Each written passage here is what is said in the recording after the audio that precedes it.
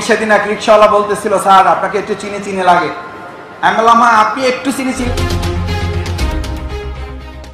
এদিকে আবার ডক্টর ইউনূসের নামে আন্তর্জাতিক আদালতে মামলা করেছে সাবেক প্রধানমন্ত্রী শেখ হাসিনা। ফের ক্ষমতায় আসতে আইনি লড়াই শুরু করেছেন তিনি। অতি দ্রুত আবারও নতুন কিছু ঘটতে চলেছে বাংলাদেশে। We take you to Bangladesh now, where a court has filed a murder case against the ousted Prime Minister Sheikh Hasina. প্রয়োজনে আন্তর্জাতিক আদালতে যেতে হবে। হাসিনা জল কিন্তু বহু দূর গড়াতে চলেছে। দেশের এখনো প্রধানমন্ত্রী তিনি, সংবিধান মতে দেশের প্রধানমন্ত্রী হিসেবে তিনি ইন্টারন্যাশনাল কোর্ট অফ জাস্টিসে তিনি গিয়ে মামলা করার, এই যে অন্তর্বর্তী সরকার যেটা সার্কাস পার্টি আছে তার প্রধান ডক্টর ইউনূস এবং তার সাঙ্গপাঙ্গ যারা আছে এই সবার। আসসালামু আলাইকুম দর্শক, দেশ ও দেশের বাইরে থেকে যারা এই মুহূর্তে ভিডিওটি ওপেন করেছেন সবাইকে অসংখ্য অসংখ্য ধন্যবাদ। দর্শক, প্রথমেই আপনারা শিরোনাম দেখেছেন, এখন দেখবেন বিস্তারিতর প্রথম অংশেই আপনাদের সঙ্গে বলতে হয় দুঃখের সংবাদ। ডক্টর ইউনূসের নামে আন্তর্জাতিকভাবে মামলা করলেন শেখ হাসিনা। দেশে আসার জন্য তুমুল লড়াই শুরু করেছে আন্তর্জাতিক মাধ্যমে। সে বর্তমানে ডক্টর ইউনূসের নামে মামলা করেছেন। এমন কিছু তথ্য নিয়ে আজকের এই ভিডিওতে অনেকে অনেকভাবে প্রশ্ন করেছেন। বাংলাদেশের আরেকজন প্রবীণ নেতা উনি বলেছেন যে শেখ হাসিনা বাংলাদেশে ঢুকলেই তাকে ফু দিয়ে উড়িয়ে দেব অথবা মেরে ফেলব। এদিকে আন্তর্জাতিক সংবাদ নিয়ে অনেকেই তোলপাড় সৃষ্টি করেছেন যে সত্যি কি অন্তর্বর্তীকালীন সরকার ডক্টর ইউনূসের নামে মামলা করে শেখ হাসিনা আবারও ক্ষমতায় বসছেন নাকি বসতে চাচ্ছেন। এমন প্রশ্নের ভিত্তিতে অনেকে অনেকভাবে মন্তব্য করেছেন। তবে এই মন্তব্যের পিছনে কোনো ভিত্তি আছে কি, এমন প্রশ্ন করলে অনেকেই বলেছেন যে এটা ভিত্তিহীন। কখনোই শেখ হাসিনা যুদ্ধ করে আর বাংলাদেশে উনি ঢুকতে পারবেন না, ঢুকলেই তার বিরুদ্ধে হাজার হাজার মামলা সৃষ্টি হয়েছে। চলুন আমরা কিন্তু বাংলাদেশ নিয়ে তো প্রচুর খবর হয়েছে, আজকে একটু হাসিনার খবর শুনুন। হাসিনা জল কিন্তু বহু দূর গড়াতে চলেছে। আজকে ডেট দিয়ে লিখে রেখে দিন, বহু দূর কিন্তু জল গড়াবে। আর এই যে ছপ্পর বাজরা সার্কাস পার্টি বসে আছে না, এই সার্কাস পার্টির কিন্তু কপালে কিন্তু অশেষ দুর্গতি লেখা আছে। আমি সকাল থেকে যে খবরটার জন্য আমি হাপিত্তেশ করে বসেছিলাম সেই খবরটা কিন্তু আপাতত পাওয়া গেছে। সেই খবরটা হচ্ছে হাসিনা পদত্যাগ করে দেশ ছাড়ার অনুমতি দেন কে? সেনাপ্রধান বলেছেন আমি জানি না, নীরব ডাটা। একটা পদত্যাগ পত্র দেখানো হচ্ছে, সেই পদত্যাগ পত্রটা হচ্ছে ফলস। বুঝতে পারছেন কেস কোথায় যাবে? আমি বলছি কেস কতদূর যাবে আমি বলছি। আর এইগুলোর কি অবস্থা হবে, সার্কাস পার্টির কি অবস্থা হবে সবকটার দেখবেন। দাঁড়ান, বড় বড় ভাষণ দিচ্ছে তো, দাঁড়ান ওয়েট করুন। আচ্ছা খবরটা পড়ি। ভারতে শেখ হাসিনার অবস্থানের ডিপ্লোম্যাটিক ভিসার মেয়াদের 45 দিন শুক্রবার শেষ হয়ে গিয়েছে। ভিসার মেয়াদ শেষ হয়েও তিনি যে ভারতে থাকবেন তা আগেই স্পষ্ট করে দিয়েছিল দিল্লির পররাষ্ট্র মন্ত্রক। হাসিনাকে আশ্রয় দেওয়ার ব্যাপারে সিদ্ধান্তে সব দল সায় দিয়েছিল। অন্যদিকে বাংলাদেশে শুরু হয়েছে নতুন বিতর্ক।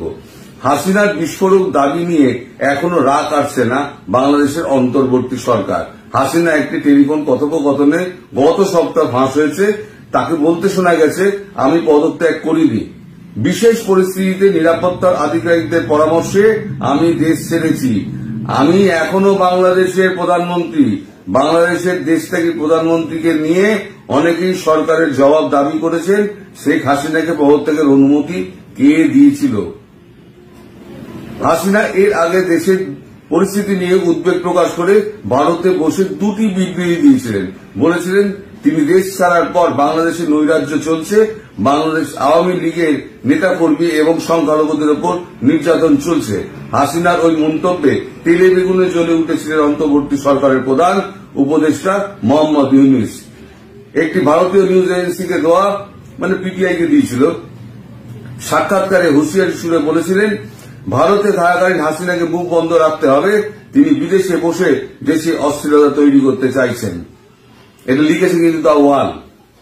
আশ্চর্যের বিষয় হল হাসিনা নিজেকে এখনো বাংলাদেশের প্রধানমন্ত্রী দাবি করা এবং পদত্যাগ না করার দাবি নিয়ে ইউনূস সহ গোটা সরকার মুখে কুলু পেটে বসে আছে। আওয়ামী লীগের তরফে দাবি করা হয়েছে শেখ হাসিনা পদত্যাগ করে থাকলে তার পদত্যাগ পত্র সরকার প্রকাশ করুক। দুদিন আগে সোশ্যাল মিডিয়ায় একটা পদত্যাগ পত্রের কপি ছড়িয়ে পড়লেও সেটি সরকারের তরফে প্রকাশ করা হয়েছে বলে দাবি করা হয়নি। অন্যদিকে আওয়ামী লীগও বলেছে ওই পদত্যাগ পত্র ফেক। এ তো গেল কাগজে যা বেরিয়েছে। এবার আমার কাছে যা খবর আছে সেই খবরটা আপনাদেরকে বলি। ছোটখাটো মানুষ, কিন্তু কানে কিছু কিছু খবর আসে।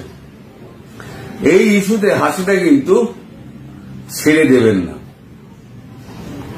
তার বিরুদ্ধে যে চক্রান্তটা হয়েছে এবং তাকে যে দেশ ছেড়ে চলে আসতে হয়েছে, তার পেছনে একটা পরোক্ষ চাপ তৈরি করা হয়েছিল।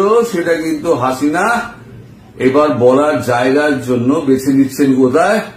International court of justice. দেশের এখনো প্রধানমন্ত্রী তিনি।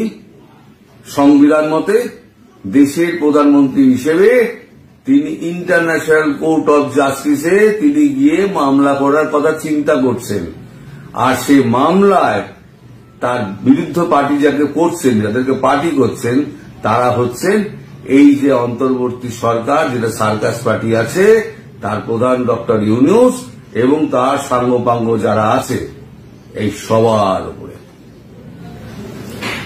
এবং এটা যদি ইন্টারন্যাশনাল কোর্ট অফ জাস্টিস, এইবারই হবে কি, ইন্টারন্যাশনাল কোর্ট অফ জাস্টিস যাদের বিরুদ্ধে অভিযোগ করা হয়েছে তাদেরকে ডেকে পাঠাবে।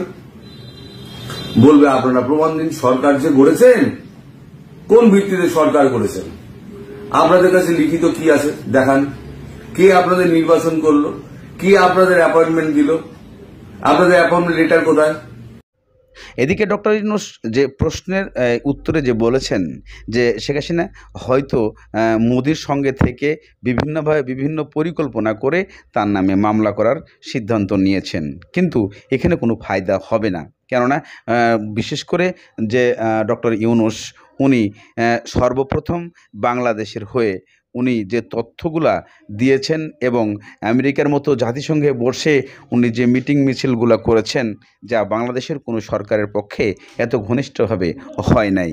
তবে এই সূত্র ধরে যদি মোদি এবং শেখ হাসিনা নিজে জোট বেঁধে চিন্তা করেন যে আসলে ডক্টর ইউনূসের নামে যে আন্তর্জাতিক মামলা করে তাকে হ্যারাসমেন্ট করে, অর্থাৎ তাকে দেশ থেকে বিতাড়িত করে আবার শেখ হাসিনা ক্ষমতায় বসতে চান, এমন কিছু সিদ্ধান্ত যদি শেখ হাসিনা মোদির কাছ থেকে নিয়ে থাকেন, তাহলে হয়তোবা মোদি নিজেও ভুল করবেন এবং শেখ হাসিনা তো ভুল করেছেনই, দেশ ত্যাগ করেছেন। তবে কোনো কারণে শেখ হাসিনা যদি কোনো সাইড দিয়ে কোনো জায়গা দিয়ে বাংলাদেশে ঢোকার চেষ্টা করেন এবং ঢোকেন, তাহলে জনগণের কাছে কঠিনভাবে গণধোলাই খেতে হবে, এটাই বাস্তবতা। চলুন আমরা তার আরও কিছু ভিডিওর সূত্র জেনে আসি, তাহলে বুঝতে পারব। আপনার সমর্থনটা কোথায়? সরকার, অন্তর্বর্তী সরকার আপনি ঘুরে বসে বললেন, এ তো ক্লাব নয় যে আমি একটা প্রেসিডেন্ট, একটা সেক্রেটারি নির্বাচন করে নিয়ে আমরা বসে বললাম। এটা তার দেশ, তাদের নির্দিষ্ট সংবিধান আছে। আবার আপনারা বলছেন নাকি সংবিধান চেঞ্জ করবেন। আপনাদের কি অথরিটি আছে সংবিধান আপনি চেঞ্জ করবেন? আপনার তো কোনো লুকাসটাইডি নেই। যদি এবার সপক্ষে দলিল দাখিল না করতে পারেন ডক্টর ইউনূস, তাহলে কিন্তু আপনার কপালে কিন্তু প্রচুর দুঃখ আছে।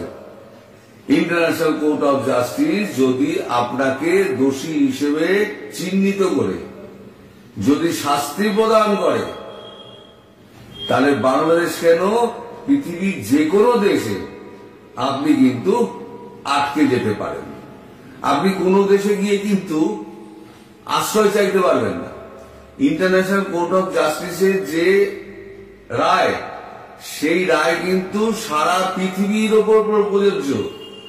আপনি কোন দেশে গিয়ে রাজনৈতিক আশ্রয় নিতে পারবেন না। আপনি কেন, যাদের বিরুদ্ধে এই মামলাগুলো হবে, যদি হয়, যেটা আশা শোনা যাচ্ছে উনি করবেন এবং আমার মনে হয় উনি করবেন, যদি সেই রায় যদি বেরোয় এবং আপনাদের যদি আসামি হিসেবে সেই রায়টা দেখানো হয়, তাহলে পৃথিবীর কোন দেশ আপনাদের রাজনৈতিক আশ্রয় দিতে পারবে না।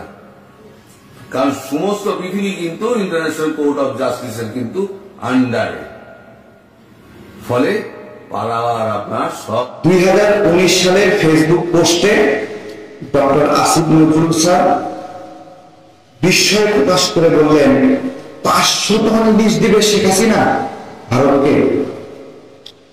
তো 500 টন মানে বিস্ময় প্রকাশ করেছিলেন। আজকে তাদের সরকারি 3000 টন ইলিশ দেওয়ার জন্য বলছে। মানে আমরা তাদের কাছ থেকে আবার আশা করব হাসিনার রেখে যাওয়া ভঙ্গুর অর্থনীতি তারা মেরামত করবে। কেন বলছি, কেন মানে করবেই না কেন সেটা বলছি। বিধানচন্দ্র রায় 2023 সালেও তিনি মানসিক হাসপাতালের পরিচালক ছিলেন।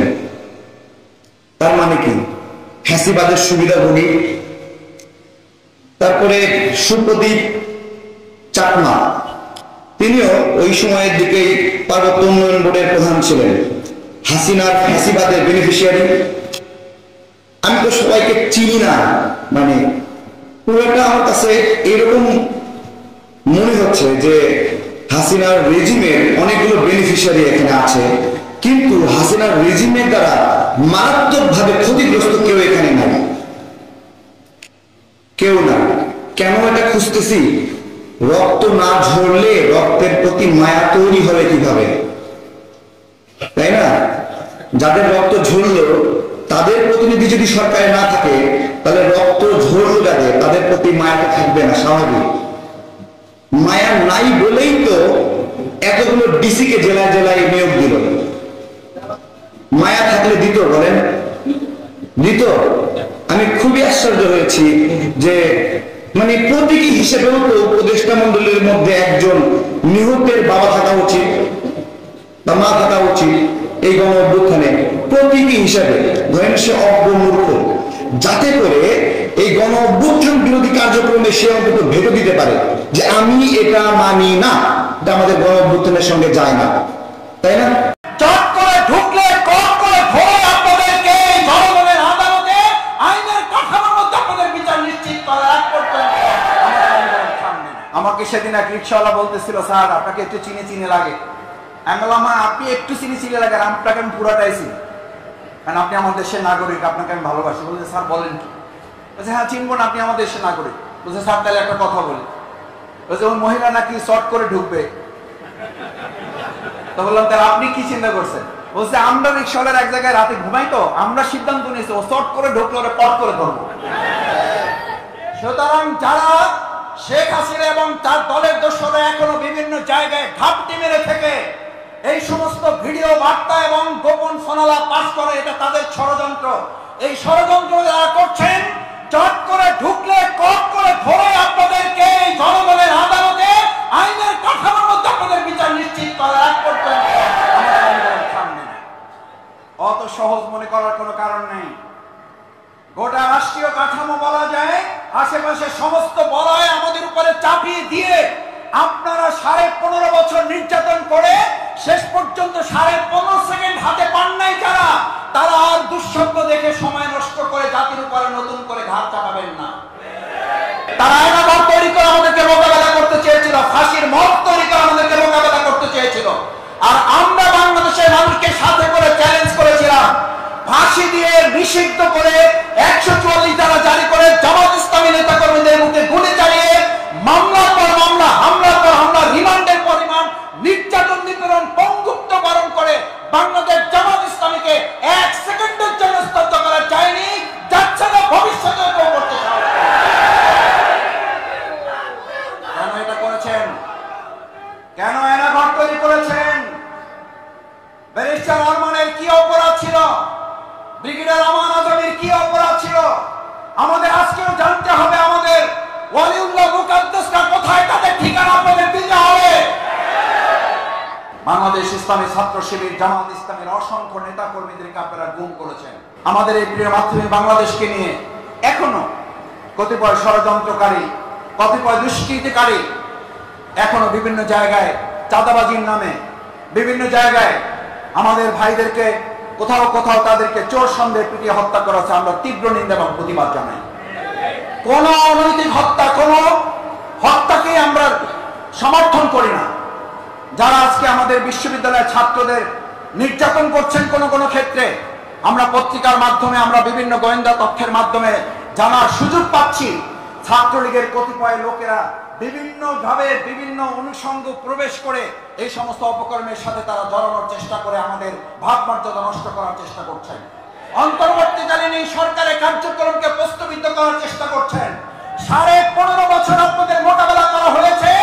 আগামী দিনের গোটা বাংলাদেশের প্রত্যেকটি মুহূর্ত বাংলাদেশ জামাত ইসলামী ছাত্র শিবির জনগণকে সাথে মোকাবেলা হবে ইনশাআল্লাহ।